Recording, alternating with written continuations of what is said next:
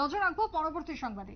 বাংলাদেশে সরকার পরিবর্তন বা পট পরিবর্তন হয়েছে, হাসিনার পতন হয়েছে, তা 1 মাস অতিক্রম হলো। কিন্তু এই যে হাসিনা সরকারের পতন বা শেখ হাসিনার পদত্যাগ, তার পেছনে মূল কে থাকতে পারে, এর নেপথ্যের নায়ক কে? এমনই একটি বিস্ফোরক তথ্য উঠে এসেছে ইউনূসের থেকে। বিস্ফোরক বয়ান আমরা বলতে পারি। হাসিনার নেপথ্যে পতনের নায়ক নাকি একজন, তা এমনটাই দাবি করেছেন ইউনূস। কিন্তু কার কথা তিনি বলতে চেয়েছেন বা চলেছেন, কথা বলবো। টেলিফোন লাইনে রয়েছেন প্রতিনিধি শুভেন্দু সরকার। শুভেন্দু, হাসিনার পতনের পেছনে নায়ক বা মূল ষড়যন্ত্রকারী রয়েছে অন্যজন, এমনটাই বয়ান ইউনূসের। তিনি কাকে ইঙ্গিত করেছেন? দেখো সুপ্রীতি, আমরা দেখেছিলাম যখন 5ই অগস্ট হাসিনা পদত্যাগ করে ভারতে চলে যান, সেই সময় কিন্তু একটা তার বক্তব্য সামনে এসেছিল যে সেন্ট মার্টিন যদি আমরা আমেরিকার হাতে ছেড়ে দিতাম, তাহলে সেক্ষেত্রে আমি হয়তো আরো বেশ কিছুদিন ক্ষমতায় থাকতে পারতাম। কথা কিন্তু জানিয়েছিলেন বাংলাদেশের সাবেক প্রধানমন্ত্রী শেখ হাসিনা। অর্থাৎ বরাবর যে সেন্ট মার্টিনের উপর একটা বাংলাদেশের নজর ছিল এবং সেই প্ল্যান আর কি পরিকল্পনা ভেস্তে দেওয়ার জন্য হাসিনার বিরুদ্ধে এরকম বৃহত্তর ষড়যন্ত্র করা হয়েছে, সেই ইঙ্গিত কিন্তু দিয়েছিলেন তিনি, সরাসরি না বললেও ইঙ্গিত দিয়েছিলেন।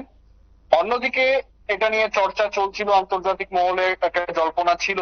তবে এবারে ইউনূস সাহেব তিনি কিন্তু ঘুরপথে সেই কথা স্বীকার করে নিলেন, এক প্রকার বলা চলে। কারণ তিনি নিউ ইয়র্কে গিয়েছেন, সেখানে গিয়ে কিন্তু রীতিমতো বিদেশি বিদেশিদের সঙ্গে দেখা করে, বিদেশি বিভিন্ন রাষ্ট্রদূত, বিদেশি বিভিন্ন প্রতিনিধি, তাদের সঙ্গে দেখা করছেন। এবং সেখানে তিনি যে ছাত্র আন্দোলন ছিল, সেই ছাত্র আন্দোলনের প্রধান 3 সমন্বয়ক তাদেরকেও নিয়ে গিয়েছেন, তাদের সঙ্গে পরিচয় করিয়ে দেন বিশ্বের প্রভাবশালী দেশগুলির সঙ্গে।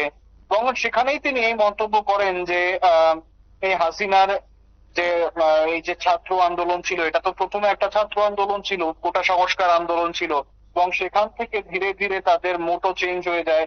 একেবারে দফা এক দাবি এক, শেখ হাসিনার পদত্যাগ, এই ধরনের দাবি উঠতে শুরু করে। তো এই যে হঠাৎ করে ঘুরে যাওয়া, তাদের আন্দোলনের মোড় ঘুরে যাওয়া বা তাদের আন্দোলন যে হাইজ্যাক হয়ে গিয়েছিল, এগুলি আসলে পরিকল্পিত, সেরকমটাই ইঙ্গিত দিয়েছেন কিন্তু বর্তমান বাংলাদেশের যিনি অন্তর্বর্তীকালীন সরকারের প্রধান উপদেষ্টা রয়েছেন মোহাম্মদ ইউনূস, তিনি কিন্তু জানাচ্ছেন যে নিউ ইয়র্কে যে হাসিনার গদি সরানোর পিছনে বা গদি থেকে হারানোর পিছনে ষড়যন্ত্রের কথা এক প্রকার ঘুরিয়ে মেনেছেন। তিনিও সরাসরি বলেননি, তিনি যে মূল ষড়যন্ত্রকারী তার নাম কিন্তু প্রকাশ্যে এনেছেন। তিনি বলেছেন এই যে ষড়যন্ত্র যিনি সৃষ্টি করেছিলেন, সেই ষড়যন্ত্র কিন্তু মূলত যে বাংলাদেশেরই একজন মেহফুজ আব্দুল্লাহ তার রচিত। অর্থাৎ সে মেহফুজ আব্দুল্লাহ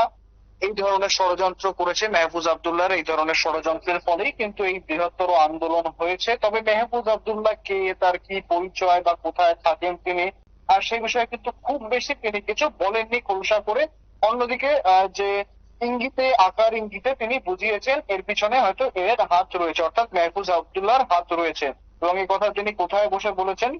আমেরিকাতে, যেমনটা জানাচ্ছিলাম তোমায়, নিউ ইয়র্কে, এবং সেখানে Clinton global initiative leader stage, অর্থাৎ বিভিন্ন দেশের প্রতিনিধি, বিভিন্ন রাষ্ট্রের প্রতিনিধি তারা ছিলেন। সেই সময় তার এই বক্তব্য সামনে এসেছে এবং এই বিষয়ে রীতিমতো জল ঘোলা শুরু হয়েছে বাংলাদেশের সহ আন্তর্জাতিক মহলেও।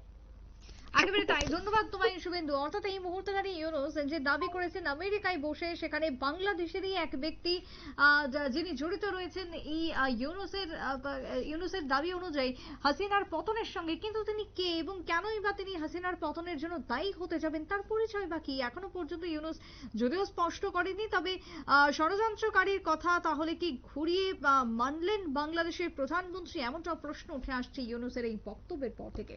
ছোট্ট একটি বিরতির পর ফিরবো, সঙ্গে থাকুন।